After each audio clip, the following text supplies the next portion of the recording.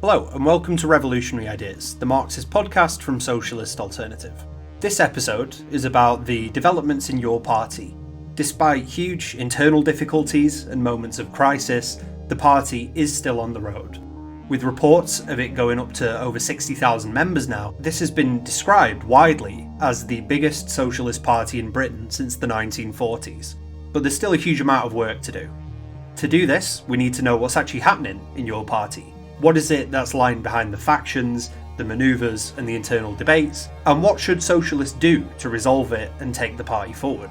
In this episode, I'm interviewing Mike Forster, who's a YP activist in Huddersfield, as well as a leading member of the People's Alliance for Change and Equality in Kirklees. He's also a member of the Platform for a Democratic Party, which is an initiative launched in YP by himself, the film director Ken Loach, as well as other key figures on the left.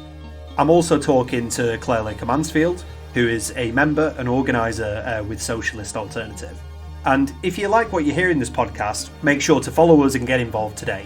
To get more of a sense of what we do and get involved, go to socialistalternative.info.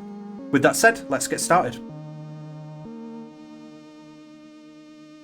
Okay, so I think to get started, it's worth talking about your party's recent founding conference, which took place at the end of November, where I am in Liverpool. And obviously, it was very much a mixed bag. The capitalist media has had something of a field day in using what took place to attack your party and to attack the left more generally. And, you know, it was all painted as being doom and gloom. And this was part of the attempt to sort of ridicule the fight to build your party. And unfortunately, this actually included some left media figures, people like Owen Jones. But I suppose to start off with, as two people who were actually there at the conference, what was it really like? Well, there are not going to be any friends of your party in the capitalist media, so it's no surprise that it's not being reported favourably. Perhaps a bit more disappointing than some so-called left media also chose to jump on that bandwagon by ridiculing the conference itself. But I think the overwhelming mood of those who attended was one of positivity and enthusiasm about the project. Running up to the conference, I think quite a lot of us were worried that there were a number of things that were happening in the run-up to conference about delegates being barred from attending, people being expelled, standing orders reports the day before that said no one could raise emergency motions from the floor. There are a whole number of measures that were being introduced at the last minute that gave huge cause for concern. But as has happened once before, when unfortunately in a very public way Zara Sultana and Jeremy Corbyn fell out, the rank and file of the party rallied round and said to them, "Stop this nonsense, we've got a party to build." And that was the mood of the conference as well, that we are not going to accept at the start of a conference that there's going to be drowning out of the voices of the delegates and that you're going to start expelling people. And so it was a very enthusiastic conference. There were a number of measures that were accepted by the conference of which we would approve, including having a collective leadership, immediate elections to the Central Executive Committee, describing the party openly as a democratic working-class socialist party, full and unconditional support for trans rights. All council candidates who stand in the elections will stand on a no-cuts platform. These were all important gains, but it would be churlish of us to suggest that there are not going to be, and there aren't currently, differences of opinion and strategy between different wings of the party. And I think we can sum them up in that there are two main trends in the party. One, unfortunately, is a bureaucratic centralist trend, which is attempting to centralise power in the hands of an unelected leadership, and which is attempting to control the direction of the party. And then the other trend is the one of the more democratic, open, socialist trend within the party, which clearly had a majority both on the floor of the conference as well as those who voted online, which want to see the party turn out, that want to have a democratic party, that want public representatives to be accountable to the membership, and they want to start building the branches immediately. And it was that trend that I think that emerged from the conference feeling energised. And now the task that faces us, which no doubt you'll come on to, is to bring the decisions of that conference into reality and to make your party a living organism that can appeal to the mass of the working class. Well, I think what some people might be wondering is, where do the divisions in your party actually, come from? We see lots of reports in the media about the kinds of internal wrangling, the faction fighting, the divisions between, on the one hand, the wing around Jeremy Corbyn and his team, and on the other, the kind of tendency represented by Zara Sultana in particular. What is it that actually explains that and explains what's happening in your party right now? Yeah, I think it's important to say that this isn't really about rival personalities. And I think that often when things like this are reported in the capitalist media, there's an awful lot of emphasis on the idea of it being about which person is, in the kind of lead in terms of their individual standing. And obviously that's an element of what's happening. But I do think that, as Mike has said, there are important political distinctions here.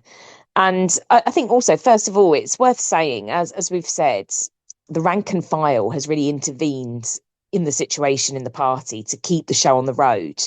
And that has been in the proto branches, which have been set up around the country, getting those started, getting people on the streets, getting people active in organising in communities. And that's, I think, shown the potential that exists for this party. It's perhaps because of the sort of enthusiasm that was expressed right at the start when you had 800,000 people signing up. It can feel like only sort of 60,000, I think, having joined now is a small number when you're comparing it to 800,000. But actually, when you think about it, if you hadn't started off with that, huge number of sign-ups, just to begin a political party's life with 60,000 members is actually a very significant thing. It puts this party as being almost, in the same ballpark in terms of numbers of members as the Lib Dems. So there are lots of people who've joined. There's a lot of enthusiasm. And I think at the moment there is broad support for the basic ideas that have been put forward by Zara Sultana. And I think why is that kind of crystallized? Well, I think one of the key things has been that Zara has, from the beginning, been very clearly wanting to drive the process forward. And that has been a bit of a contrast with Jeremy Corbyn, who I think was more hesitant from the beginning about the party. And that showed in things like, Zara wanting to get the thing out there publicly, the membership out there publicly, all of those things. But I also think that people are really sick and tired of the kind of manoeuvring, briefing of the press, those kinds of tactics, which I think we would say are rooted in the politics of reformism. So politics which is very much based on Parliament, which is perhaps being organised around, staffers, around a single leader, who, rather than operating on a democratic basis, involving the membership, their kind of default mode of operating has been to try and do things via sort of backroom deals or, hostile briefings to the press, those kinds of things. And that started very early on, unfortunately, where, even from the very start, there was the disagreement over an interpretation of a meeting that there was, the organising committee, a disagreement about the outcome of that, which I understand, was actually to vote for Jeremy and Zara to co-lead. So there was that disagreement right from the beginning. And rather than try and resolve that through discussion and that kind of thing, there was hostile briefing against Zara Sultana. She was frozen out of the Independent Alliance group. And I think that the members are really, tired of that. And I think that what Zara's offering and what she's been kind of pointing towards is that we don't want another version of the Labour Party.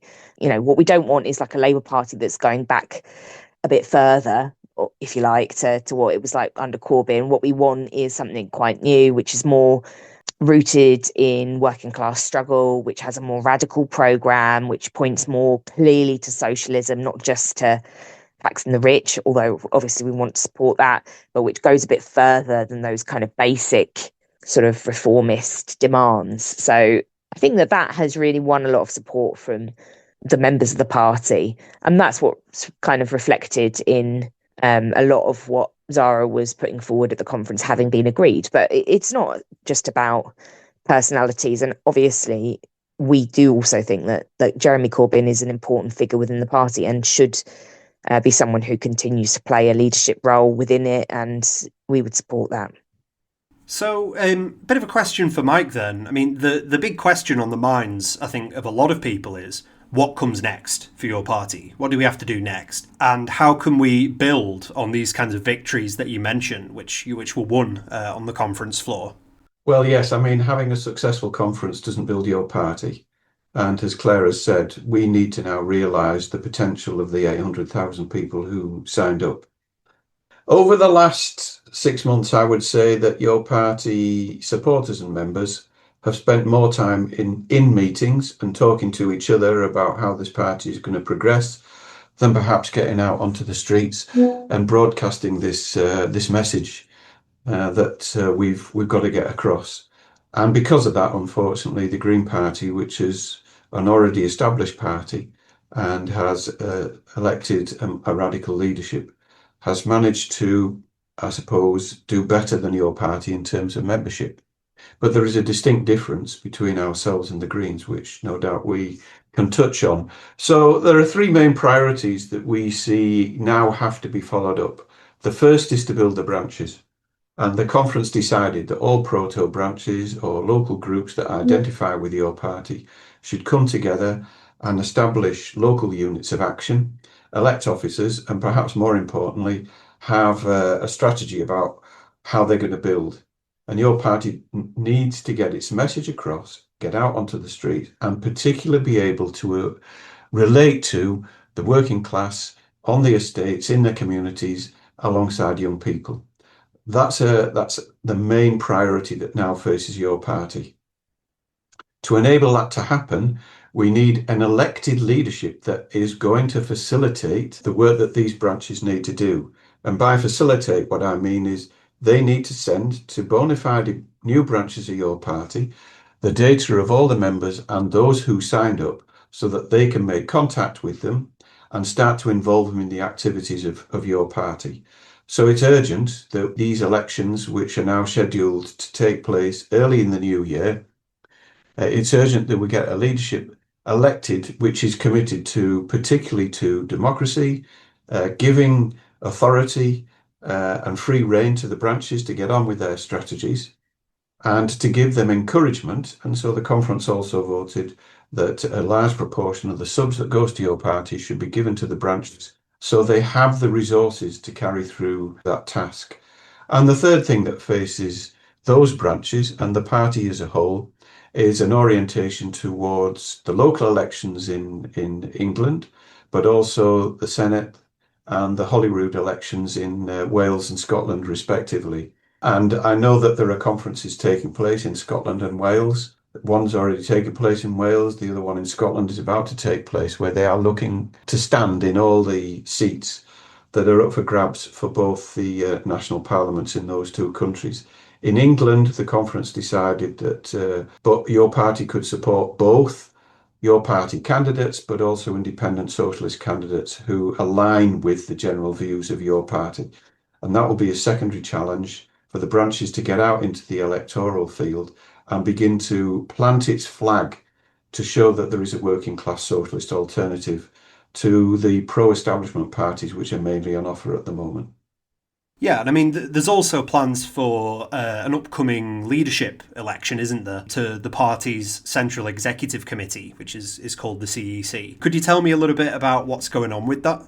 Yeah, so in the upcoming elections, it is important that the voice of the rank and file is reflected in those who are elected to the CEC. And behind the scenes, there are democratic socialists who are working together to present a slate of candidates who can be elected, who support the general aims of the conference, and in particular, the demands that Zara has been putting forward. And that work is ongoing. It's not going to be an easy process. In every region, it is important that we get candidates who are going to be committed to the conference decisions. and begin the process of properly building the party. I'm a member of the Platform for Party Democracy. We've issued our own programme, and we're prioritising really the whole question of democracy, accountability and transparency within the party. That means we need a bottom-up party that energises and authorises the rank and file to get out there and begin the work of building the party. And the task is urgent. Given the threat that we face from the far right, we believe that only your party has the programme and orientation that's capable of pushing reform back. And the longer that that's delayed, the more entrenched reform comes in the minds of some electors who see that as some kind of alternative to the establishment. Yeah, that's absolutely correct. And as some people might know, Socialist Alternative have really been talking about this for a very long time now, actually. For quite a while, we've been calling for a new party, even before it really took shape. But we also called for a party which is centrally based on struggle, not just a party which is based on elections. Of course, we think elections are very important. Your party does need to contest them widely, but we would say it also has to root this in and connect this to working class struggle on the streets and in the workplaces. So Claire, could you say a little bit about what that actually means? What could a real party of struggle actually look like, and what does it need to do to make that a reality? Yeah, I think this is an absolutely essential question. And actually, there's some debate that's happened on the left in general about, what makes a workers' party. I actually think that is not a fundamentally organisational question. The real test of whether something's a workers' party is it rooted in working class struggle? Is it a party which workers who are fighting back, who are on strike, see as a home for them? Is it a place where organising? Is it a space where you're bringing together different campaigns, different fights, and politicising those struggles and putting them on a higher level? And that's ultimately the kind of test for whether this party is going to succeed. Can it become that kind of an organising hub, an organising space which is pushing forward the struggles of working class people? And of course, one of the ways in which it will do that is by challenging the established parties in elections, by fighting to get that programme for workers, who are fighting back, implemented through winning positions of power that exist within this system. So fighting to win local council seats, fighting to win MPs and so on. That obviously is part of that, and it's an integral part of it. In some ways, it's a shame that this question has come to me rather than Mike, and perhaps Mike will add, because I think that what we've been able to do in West Yorkshire, what Mike and others have been doing through setting up the People's Alliance for Change and Equality, which was set up before your party, but which was actually part of, a number of initiatives that were taken around the country, which helped, I think, push forwards towards the establishment of a new party. I think what we've done with PACE and what comrades who are part of Socialist Alternative and others, of course, it's not just Socialist Alternative members who are leading that. It's working with a diverse group of people who are, local community fighters, Palestine activists, people who are struggling on issues like, saving dementia homes, housing campaigners. So, it's different groups of people. And it's been active, not just in terms of having meetings and rallies, which I think most your party groups have been doing. I think it's kind of set a little bit of a tone for how we think your party should develop nationally, because it's been about putting people on the streets as well. I think that's a good start, and that's the kind of initiative that we need to roll out nationally. And there's lots of things to be getting involved with. Like just this week, we've got the resident doctors' strike, and that's a really important industrial dispute, which I think your party should be supporting. It's really good that Jeremy Corbyn went down to the picket line at St Thomas's. I think it should also be something that your party branches consider. In my branch, for example, we've invited the BMA to send a representative to our next branch meeting, which I think is something that we can do nationally. And there are other things going on as well. I mean, at the same time as I think Jeremy was doing a picket line, you had Zara outside HMP Bronzefield on a semi-spontaneous basis, organising people to come down and protest and demand that the hunger striker who was in a critical condition was transferred to hospital, and that was successful. And again, that's the kind of thing that we want your party to be doing nationally, but we also need to kind of embed that within the party at every level, I think.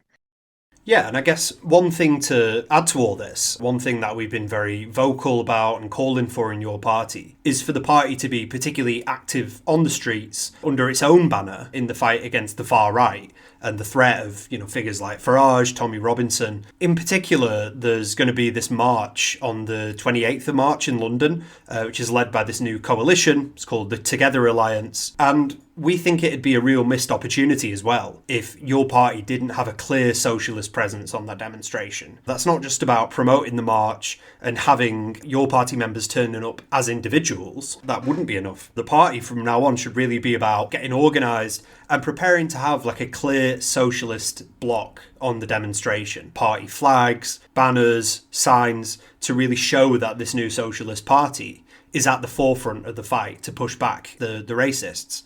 And people might wonder, how can that actually be done? How can that actually be built? Well, we have seen an example at a local level in Huddersfield. So could you say a little bit more about that, Mike? What are the lessons from the example of the People's Alliance for Change and Equality, or PACE? Yeah, sure. Well, there have been a whole number of local struggles, which I know are taking place in every town and city across the country. But local struggles broken out in our town that we've been able to link up with and on occasions offer them advice and support in what they're doing. So the struggle to stop the privatisation of the dementia care homes, to stop the closure of leisure centres, obviously the Palestine struggles against racism.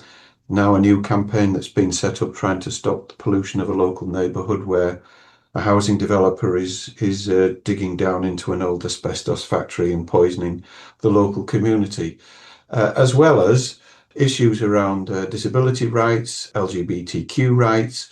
So all of these issues have coalesced together under the banner of the People's Alliance for Change and Equality by reaching out to all those campaign groups and individuals and suggesting that we all come together in an alliance so that together we're stronger and we can be more effective in what we're doing. A common instinct that workers always have in struggle to unite. And we held our founding conference at PACE in May, and we took a decision at that conference to do a couple of things. Obviously, to elect a leadership, to develop a strategy about how we were going to build and to continue to support local campaigns.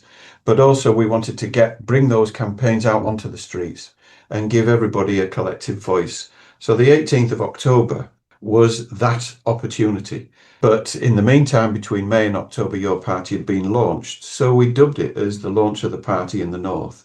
And we were very lucky that we were able to get Socialist Alternative to come and speak, along with Ian Hodson from the Bakers Union, and then lots of local campaign groups who wanted to talk about their struggles. So that's the kind of thing that we think your party should be doing. Obviously, there were workers there as well who've been involved in struggle.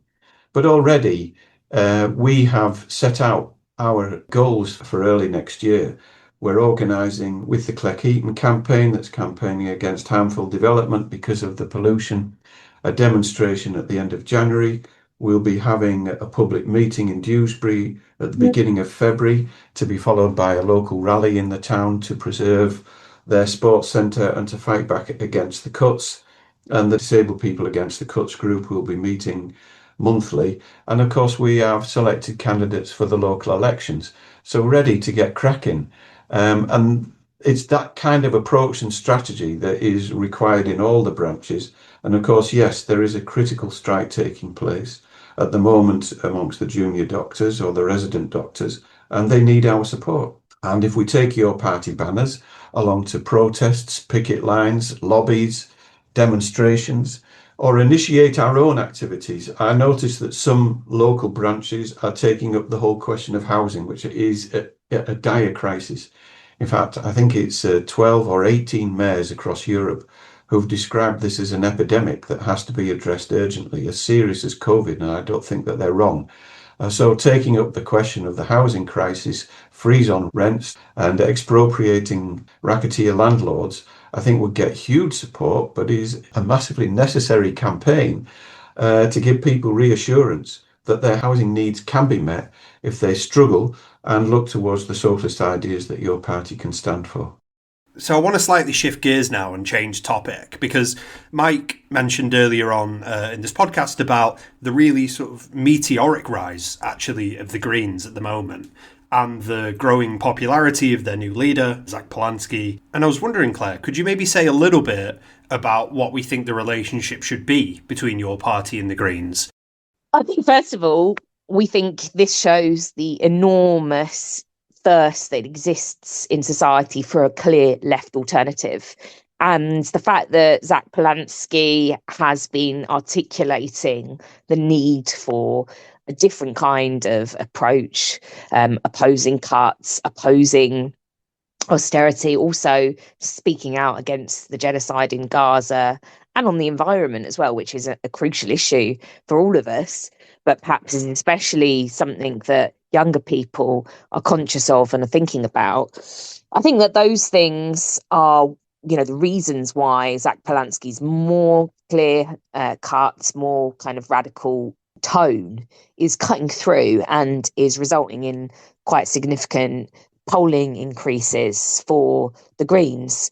And obviously, overall, we welcome that, and we think it's a good thing that there is a challenge being put in the mainstream to reform, to the racist narrative of the right, but also, an anti-austerity voice, a voice which is calling for taxes on the rich and the wealthy to fund public services. All of that is good. And we certainly would not put forward the idea that your party should simply ignore the Greens or should refuse to work with them in any context. In fact, I think we would argue that there should be, on a principle basis, an attempt to form electoral agreements in certain scenarios with the Greens and to avoid genuine left-wing socialist candidates, if they exist in both parties, from standing against one another and so on. So we are not dismissive of the Greens, and we certainly welcome the fact that the kind of basic anti-austerity message that Zach Polanski has been articulating cuts through and is popular. I would say that, though, that there are kind of some important differences between what your party, in our view, should be offering and what the Greens are.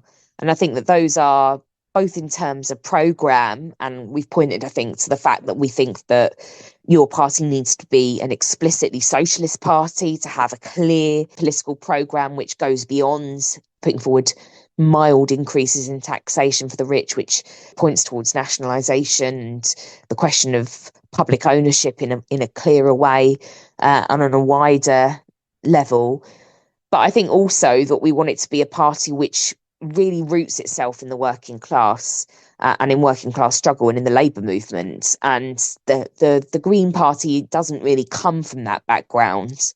And in fact, Green parties around Europe have tended to go into government with all kinds of pro-capitalist parties and outfits because of the fact that Green parties generally don't, start from being rooted in working class struggle and so on. So I think that there are differences there. And then I also think that what you say is very important, obviously, but what you do is more important. And the Green Party's records, when they have had power, for example, in the local councils, which they lead in a number of cities. Currently, they're in the leadership of the council in Bristol. They have in the past been in charge of a council in Brighton, another reasonably sized city in Britain.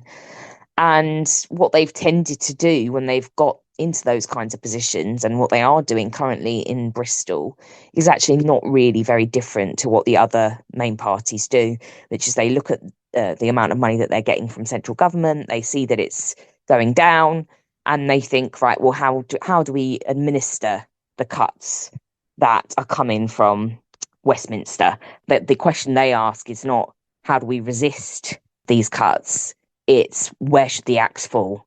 and then they make, quite substantial cuts to local services because they operate within the framework that you basically, have to go along with the rules of the game as set by the capitalist state and establishment. And we would point to a different kind of tradition that exists within our movement, which goes back as far as, the popular councillors who coined that phrase, better to break the law than break the poor, and was put into practice by people who were around one of our predecessor organisations, the Militant, who played a key role in a struggle in Liverpool City Council in the 1980s, where a different approach was taken of resisting cuts, building a budget to meet the needs of the local community, implementing that, fighting for that based on mobilising workers to struggle. And actually, they won over £80 million in extra funding for Liverpool from the Thatcher government. So we would go to those traditions. We think that those are important. And actually, that's what your party is committed to in terms of the policy that was passed at our recent conference. And that is also another crucial difference. And I think we hope that when your party gets the opportunity to show what it will do in practice, what that will look like, not just at local government level, but, at all levels, will be different to what the Greens are doing in a positive way. Well, I think all of this is also linked to a discussion in the movement, not just about what your party should do or how it should be organised, but what your party should stand for. Importantly, the conference in November voted to confirm by an overwhelming majority that the party would be a socialist party, that socialism would kind of be enshrined in the party's constitution. But there's also lots of different ideas about what that means, about what socialism means. Does it just mean like taxing the rich? But meanwhile, Zara Sultana has come out and really talked about the need to go beyond just these things. She's increasingly talked about democratic control of the economy by workers, and she's also talked about nationalising the economy. Claire, what does that represent, and what do you think about it? Well, I think it's politically very significant that Zara has very clearly said that we need to go beyond demands for wealth taxes. We need to look at the question of ownership within the economy. And I think she's pointing towards the basic idea which we understand as socialists, which is you can't control what you don't own. So, yes, we need nationalisation of the utilities, the railways and that kind of thing, which is all absolutely vital. But if you really want to redistribute wealth and change society in a way that's going to fundamentally alter working class people's living standards, especially in a period like the one we're living through, where the capitalist class are extremely reluctant to make major concessions to workers unless they're really forced to do so by mass movements of the working class. I think, especially in this kind of context, you need to really point beyond the constraints that are placed upon you by the capitalist system if you want to look at more fundamental change, which really can get to the heart of the problems that we face as a society. And I think that she's been attacked and ridiculed in some quarters for using the phrase nationalise the economy. But I think what she was trying to say, and what she's correctly said in other interviews, is that what that means is we need to take over and into workers' hands on a democratic basis the commanding heights of the economy. This doesn't have to mean, and shouldn't mean, every small business or fish and chip shop, corner shop, etc. In fact, people who are owning, the owners of small businesses like that are actually themselves very much under the cosh and struggle to make ends meet when you have the pressures of trying to compete with massive multinationals, which have, huge advantages over smaller scale businesses in terms of being able to set the tone in terms of prices and drive hard bargains with small providers, etc. So, we recognise that actually small business owners are often shortchanged by the capitalist system and are not beneficiaries of it. But, we would say that you need to start really by nationalising or taking over the top 100 or so monopolies. And we kind of put that number on it because that would represent probably, about 80% of the economy or something close to that.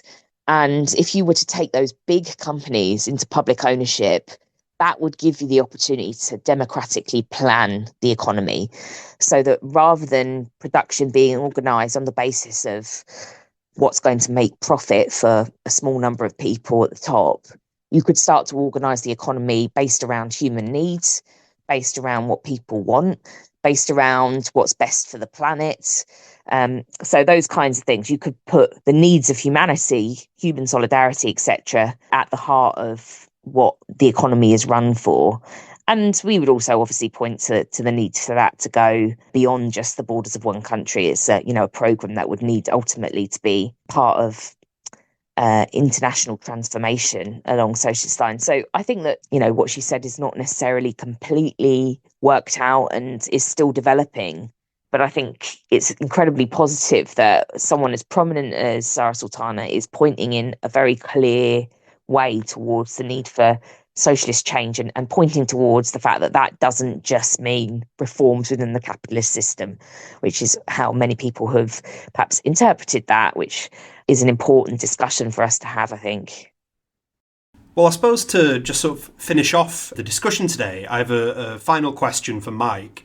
All three of us in this podcast, we're all active members of your party, but we're also members of Socialist Alternative.